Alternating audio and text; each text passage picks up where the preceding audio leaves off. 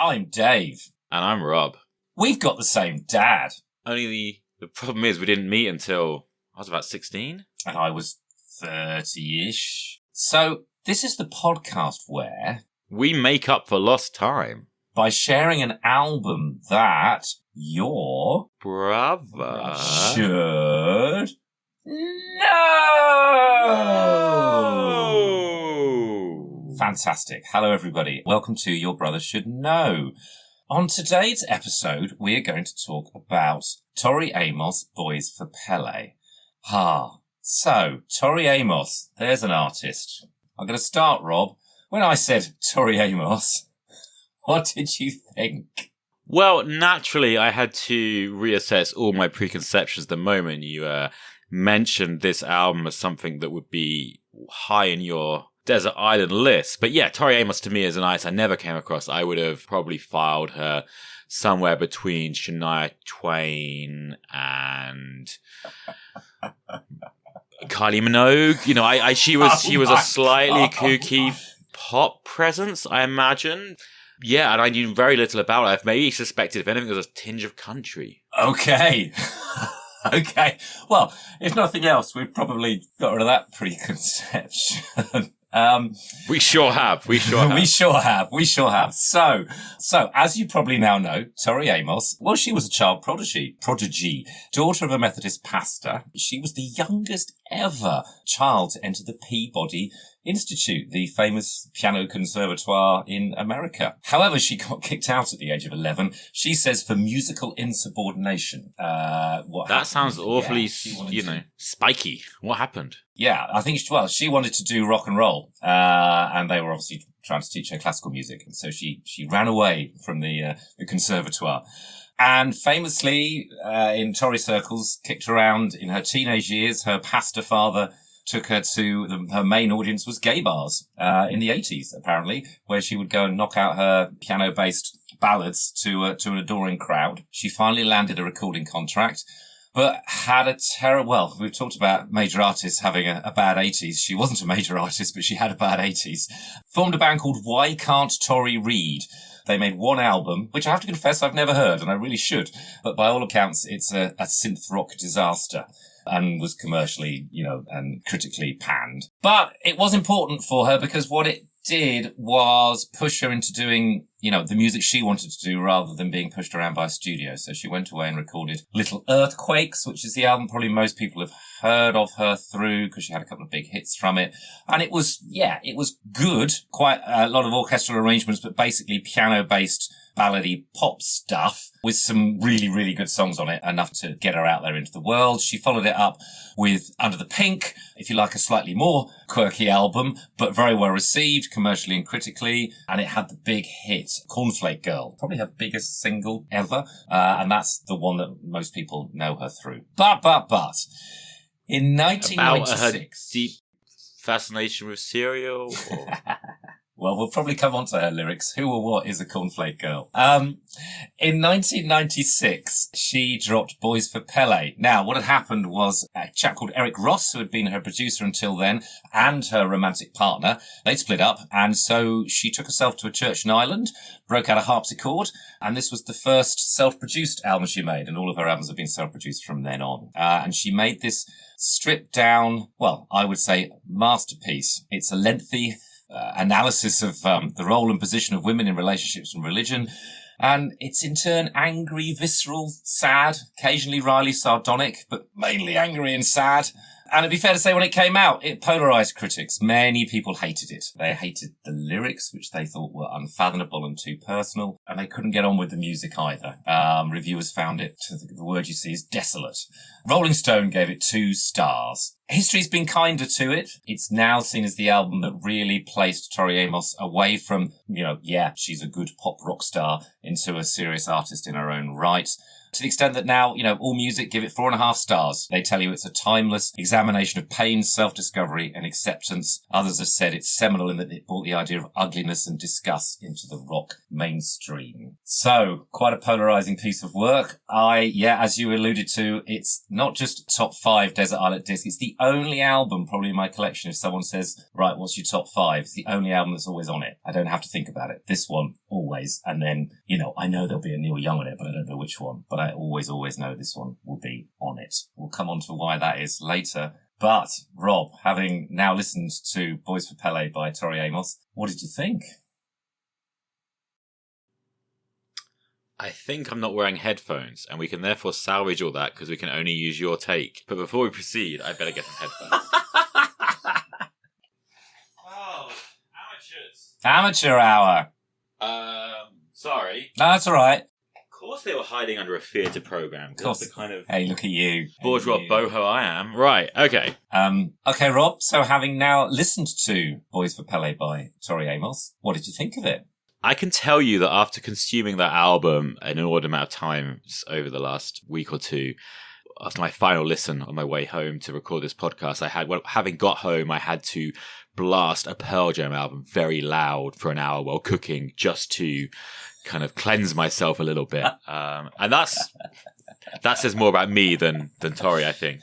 So that still doesn't indicate. I can understand. I mean, I love the album, and I can see why I might want to find something a bit kind of rocky and upbeat after listening to it. So, did you find it took you into the long, dark tea time of the soul in a good way or a bad way? I suppose another question is it something you'd ever listen to again? Hell yeah, in small quantities. I think we need to talk about the length of the album because it is impenetrable. I'd say I've embarked on a real journey. I think when you first mentioned you liked this album, I made a tentative foray into it. Right. And I could tell from the get-go that this was a serious piece of work by a serious artist. And I was almost scared off it. Like, this is not something I want to listen to on my commute. This is not something I want to just kind of casually dip in and out of. And as such, I put it on a shelf and forgot about it. Right.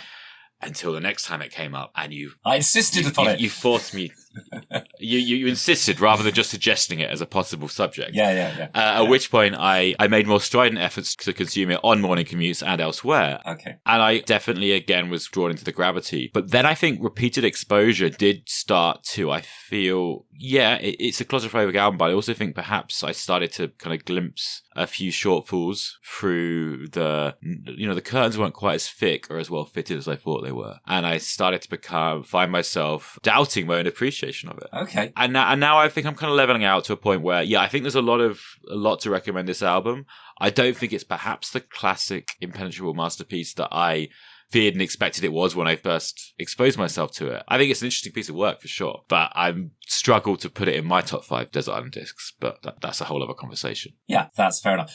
We can agree that it is a piece of work. It's certainly a serious piece of work, and I totally get the charge of it being dense and impenetrable is something it has to hold itself up to, because I think there are sort of barriers to its appreciation. I mean, I'm not sure about that. I find it a very welcoming piece of music. I mean, a lot of the songs just start with unaccompanied piano, right? And some just stay there, and generally musical elements are brought in slowly, but none of it is. There are some moments. I guess, for example, Professional Widow is a moment where you feel like the album is changing course. You've sat down, you've had 3 quite solemn, serious songs with different degrees of emotional intensity, but it's all quite intimate and in your eardrums. And then suddenly you have that kind of synthesized drum blaring and this thrashing harpsichord, and it sounds a little bit like you got PJ Harvey yelling slag pit, stag shit, starfucker in your ear, and you're like, whoa, this is not the album I was sitting down to. But having said that, those moments are relatively separated, and I it's not an album that instantly turns the listener off. It's not a Metal Machine music. I mean, I actually find the opening really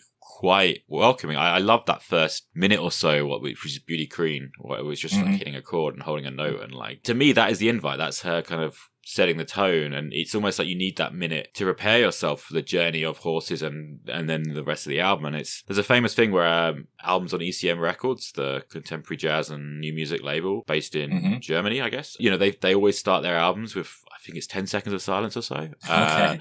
The thought being that you press play and you sit down, you've got that moment to kind of center yourself, which is a little bit pretentious, but I don't think it's an album that immediately turns you off. I said it scared me because I could tell it was not something that I could, I was not going to be bopping along on my way to work listening to it. Sure. I was going to have to find a moment to open the door to it. Having said that, as I said, having, repeated exposure does make you realize that we can talk about the profundity of the lyrics or not, but I think the musical ideas perhaps do become a little bit repetitive. And when you actually, there's a lot of pretty twinkly piano going on. Mm-hmm. But when you actually sit and listen, the harmonies are pretty basic, and those arpeggios are nothing really special. And anyone that plays a bit of piano, I think, would probably see through them quite quickly. So I feel like the spell was broken a little bit when I kind of forced myself to take a more analytical rather than emotional ear. That's fair enough. And I guess for me, the spell has never been broken, but then I don't play piano, so...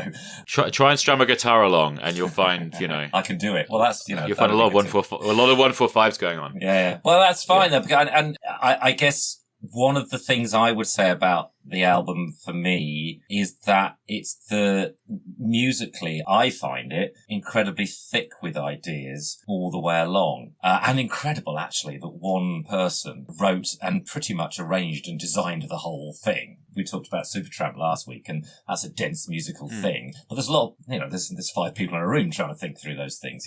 Tori Amos really, really did write and arrange all of this stuff. And one of the things I respond to, probably one of the major thing I respond to, and is that the musical spell has never been broken for me. So, you've got an album that, at heart, there's a very strong theme of quieter, I was going to say piano ballads, but ballads is such the wrong word, isn't it? Because they're musical sketches almost, piano sketches with her and with a few exceptions. Yeah. But there are a few exceptions where I think it kind of strays into, that's it. I think when it strays a bit too close to convention, perhaps, and it does perhaps undermine.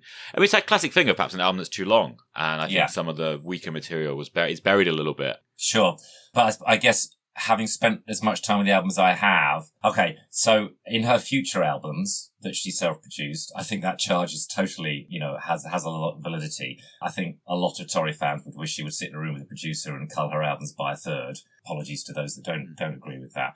With this album, I found enough in those kind of, if you like, piano sketches. You talked about Beauty Queen's Horses, which is just sustained beauty the whole way through. Hey Jupiter. I think those two there's not a lot going on other than just a brilliant song, if you like, for those. That's so interesting. I have to interject there because, I think Horses is obviously one of the high points, not the very highest for me.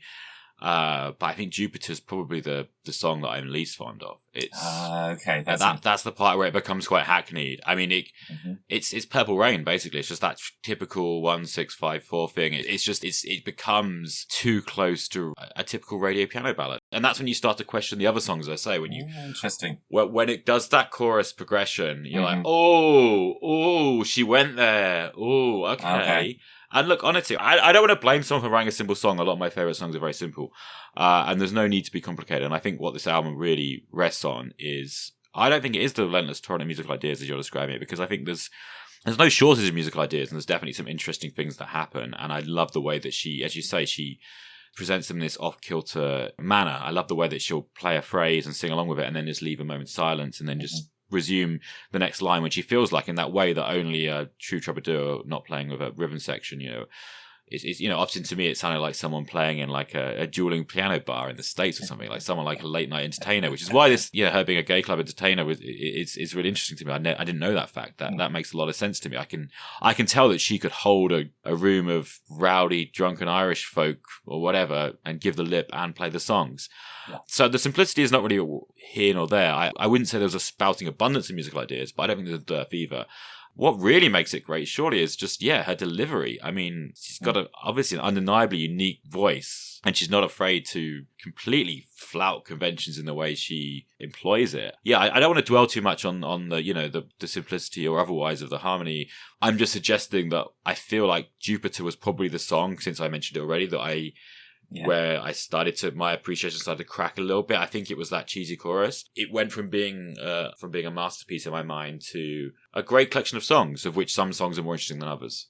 No, when I say it's fair enough, I understand what you mean, but I don't agree. and I guess for me, when it is simple, and music can be simple and incredibly emotional, and I think where it is simple, it is absolutely grabbing me by heart and soul. So Hey Jupiter does that, and I know it's a simple song, but I think the song itself, the melody and the way it's delivered is just an absolute masterpiece.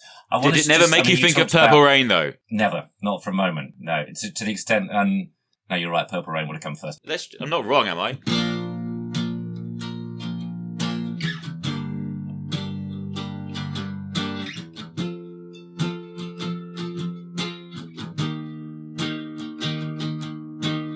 Purple Rain. And Purple Rain's a great song, I get it.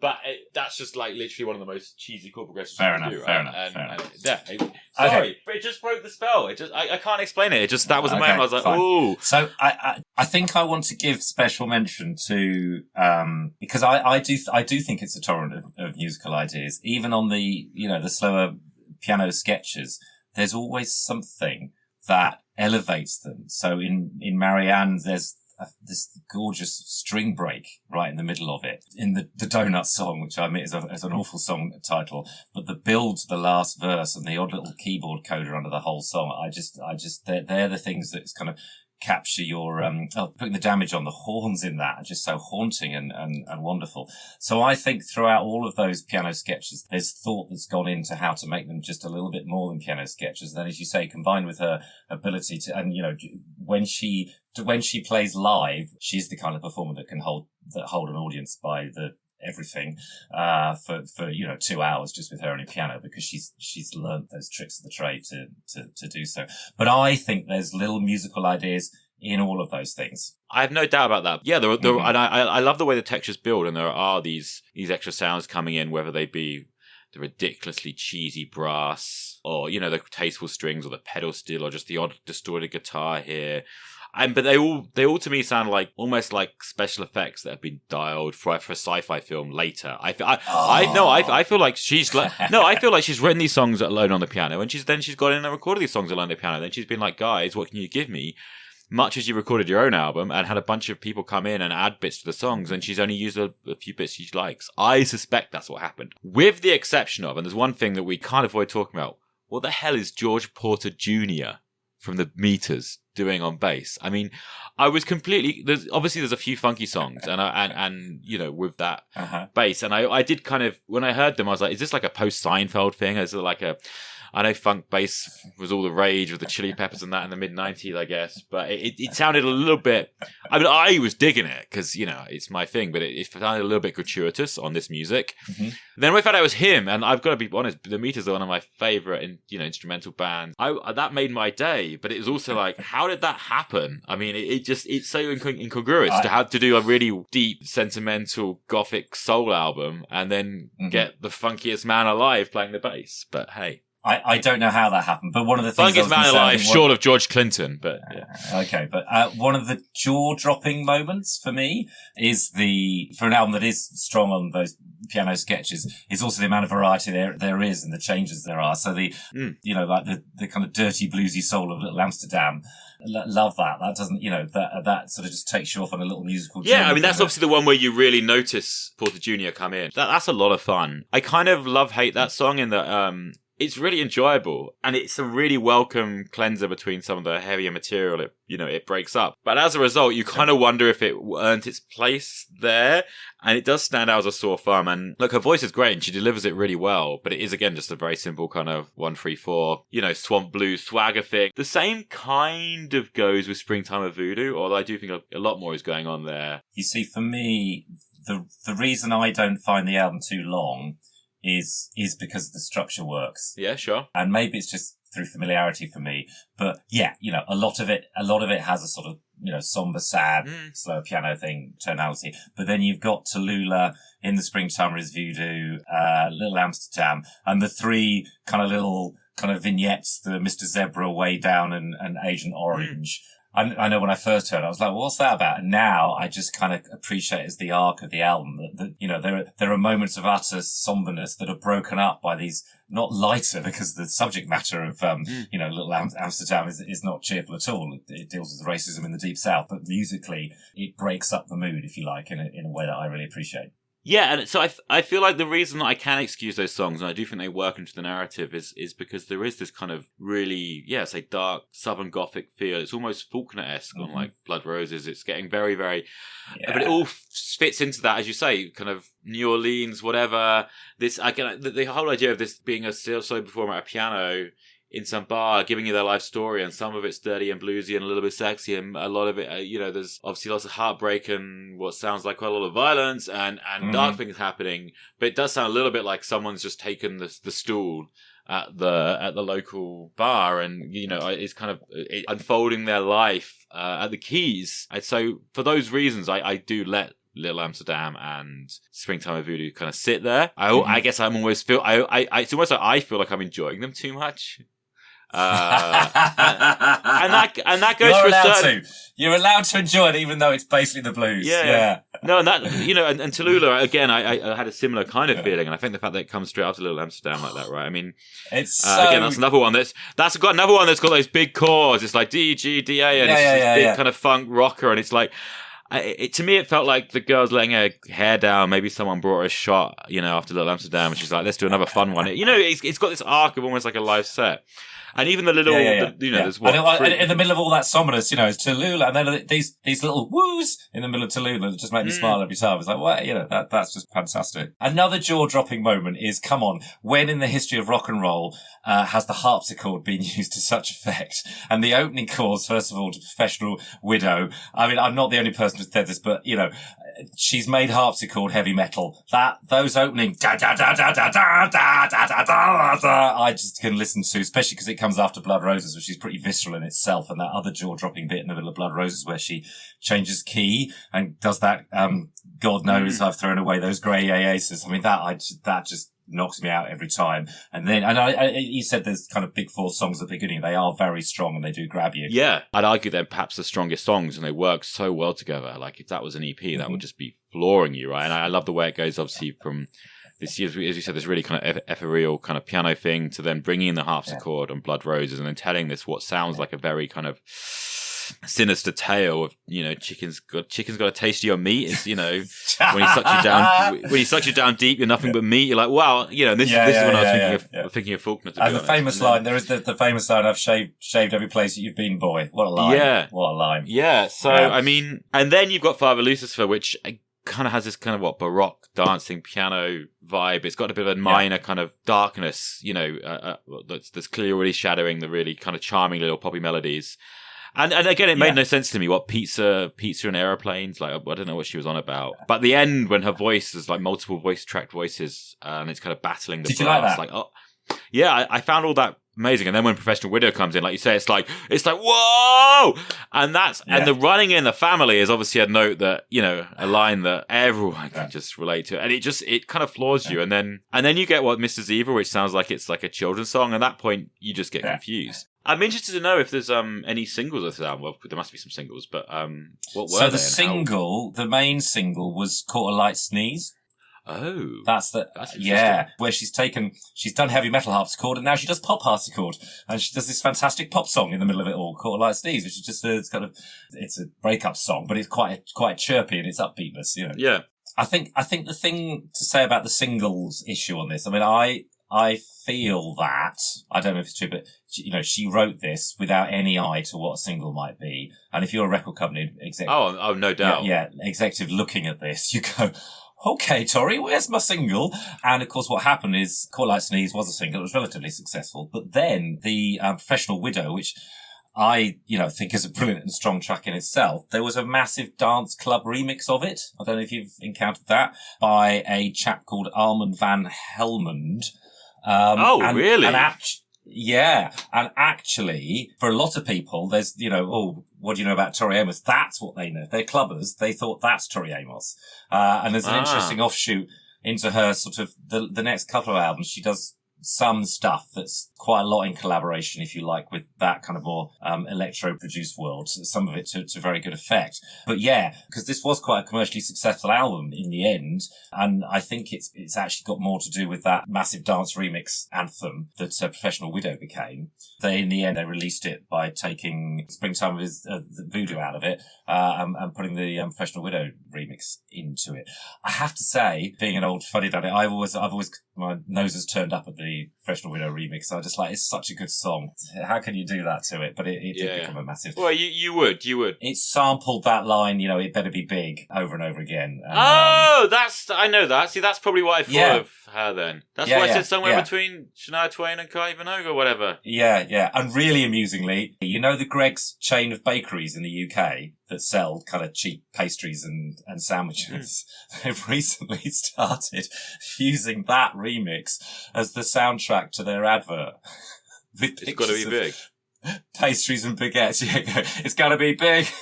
It's got to be big. Not knowing at all that it's from Tori Amos singing about someone's dick. Is that what the song's about? Oh, do you think? Can we say that on a Spotify or wherever this is going to end up? We have done now. So maybe that brings us gracefully onto the issue of the lyrics. Okay, so we've got big dicks. What else is she singing about? Thanks for breaking that to me, Dave. I was leaving it to the imagination. I know. The thing that drew me into this album was the music, to the extent that I actually think if all she was singing was la la la la la lyrically, I think I don't know whether I would, but I like to think I still love it because I do find it really the music so compelling. Yeah. The lyrics I do understand are there's a lot of metaphors and kind of in jokes for her, if you like, or things that make sense for her that clearly aren't that universal. I find, though, she kind of almost in every song drops in something that tells you what it's about or allows you in, and then you engage with the metaphors as you will. And I thought about this a lot in contrast to the Fetch the Bolt Cutters and Fiona Apple last podcast, because I really couldn't get on with that. And in a way, I wondered if it's because... We're not doing that classic male thing of playing powerful women against each other, are we? No, we're absolutely not. No. And it's an interesting, well, there's a whole different debate there, because the other thing that people do around Tori Amos is they dismiss her as, oh, she's just like Kate Bush, which I find really insulting on every single level. And it's like, what, just because she's female and writes songs on the piano, I just find it cheap and dismissal. But I think there is a valid discussion to be had about, look, here, you've pitched me Fiona Apple and I really couldn't get on with it, despite the fact that you could see some passing similarities between the approach to music of Tori Amos and Fiona Apple. They're both classically trained pianists. They both sing very much from their soul and heart, and they both are at least attempting to do things that are outside of the pop and rock mainstream, right? So I can see enough to at least make me ask myself the question, well, why do I engage with this and not with the Fiona Apple's work? Does that make sense? Because you heard it when you were 30 years younger? Could be that. Or is it that I think with the Fiona Apple stuff, it was almost too direct about her life, which was very different to mine, and therefore I couldn't find an in. So possibly with this album, the fact that a lot of the lyrics, I'm not entirely sure what she's on about, really, really helps. Especially as in each song, there seems to be a couple of lines that just give you enough of a clue and really do draw you in. So, for instance, that line we've already mentioned about... it being big. I've shaved every place that you've been, boy. Now, that feels like it's sung from a very female perspective, but that idea of cleansing yourself from a relationship, that's what I'd take from it. I absolutely get that. And then there's some more, much more direct things like, caught a light sneeze, didn't know our love was so small, couldn't stand at all. I think we can all make sense of that. In Jupiter, it's really direct, nothing's been the same, so are you gay, are you blue? Thought we both could use a friend to run to. I thought I wouldn't have to be with you, a magazine. Now, some of these, so within all of the kind of more flowery metaphor lyrics, there are some really direct statements that draw you in, and in putting the damage on, I'm trying not to move, it's just your ghost moving through. You don't have to think too hard to know what that's about. So go on. Well, I was going to say, in your estimation, roughly how much of this would you say was Boy Trouble? Is this a classic breakup album in your book? Or? Well, yeah, no, I think, the clue's in the title, Boys for Pele, is basically about the legend in Hawaiian Islands of sacrificing men to a volcano.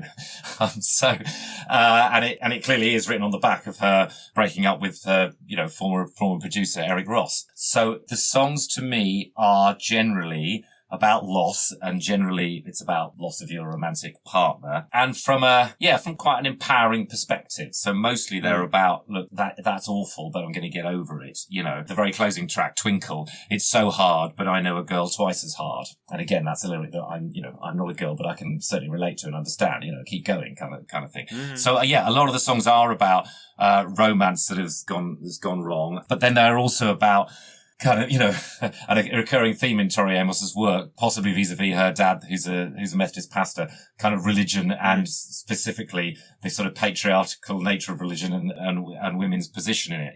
I suppose most obviously in Muhammad, my friend, it's time to tell the world we both know it was a girl back in Bethlehem, which is... Well, that was the line I was about to bring up, because surely that if Yeah. You know, if this album had been published in the internet era, if it had been published this today, that would be making headlines, right? What do you make of it? What's your I personally don't make anything of it other than, good point, Tori. Could well have been. And, that's if you buy into religion in the first place. But, there's no doubt that organised religion has been pretty male dominated. Stories for men, made for men to control other men and women, is my humble opinion. And I think Tori gets to the heart of that sometimes. And, I think the song sort of, come on guys, it was a girl anyway. That's quite amusing, actually. But yeah. Where did the lyrics leave you, I guess? Because it's one of the things when it first came out, the reviews were absolutely one of the reasons why no one can get on with this album, because the lyrics are just too up themselves, if you like. I found the lyrics pretty impenetrable on a casual listening, and even reading into them briefly, there was not a lot of really apparent meaning, which I certainly don't object to. And as you say, I think some of the most powerful songs can be those that can be interpreted however you want. There were some images that are really powerful. I mean, I love the idea of eating the middle of a donut. I presume that's I imagine that's a comment on the male gaze and the pressures of being a woman potentially. I don't know. I didn't try and unpack them too much. There wasn't really anything for me to grasp onto, but a general mood of seriousness. And I respected that mood of seriousness and suspected that a genuine statement was being made. And I did like, as I say, this kind of tragic gothic southern vibe, which sounded quite cinematic at times. Definitely felt like you were inhabiting a worldview in the same way that if an album is a collection of songs and they can be about lots of different things, but there are certain artists that do, certainly with an album or even a career, paint a kind of consistent milieu. And I think Tom Waits is a really obvious example of that, or perhaps Lou Reed, and I felt like these songs all felt like they were written about by the same person at the same time, and possibly about the same place, even the same town or whatever, and that to me is quite appealing. I like the sense of it being an authentic statement that's talking about a real place that the writer can not just relate to, but distill the essence of in a way that people who've never been there or don't even know where there is geographically, emotionally, in any sense, can get something from, which is clear what you've done. Yeah, no, I mean, and ultimately, I guess the key thing the album is about is, like 80-90% of all pop rock and roll is it's about the fact that sex. A relationship broke down, and this is Tori Amos coming to terms with it. And from the very beginning, the first lyrics are, "I've got me some horses." Not, "I've got some samosas," as some people have misheard it. I've got me some horses to ride on, and it's about, I'm riding out of this awful, sad situation. And it closes with, "I know it, as I said, it's hard, but I know a girl twice as hard." So she explores all of the feelings that those breakdowns in relationships have left her, and takes a slight sidestep, a related sidestep into kind of her role in the patriarchy, and ends up, I think, for me, these two albums, Disintegration by The Cure and this one, ends up kind of resolving themselves around that and getting back on with your life, but acknowledging that pain is still there. And I think both those albums in different ways do that. It's the same kind of lyrical narrative, if you like.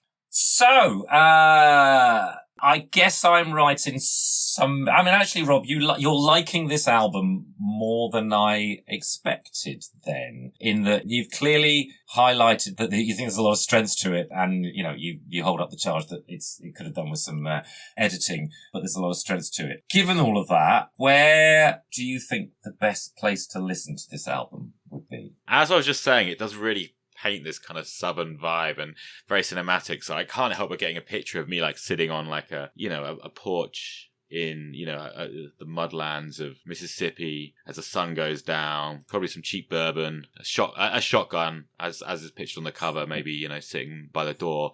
That's a little bit of a hick fantasy. The truth is, I'd like to hear these songs sung in that little fictional neighborhood tavern. I want to hear her singing them at a piano and bringing them to life. And I know saying, of course, we'd always rather hear the album played live, fine. But, I feel like this is a Dark Night of the Soul album, but it's also quite redemptive. And I feel like it could be quite powerful to hear it publicly. And I feel like this would be one that would work in that environment. Or maybe the gay clubs that she used to play. I feel like it's quite theatrical music, and I think it's quite performative music. It definitely would probably go well with a bourbon on the rocks. Sounds good.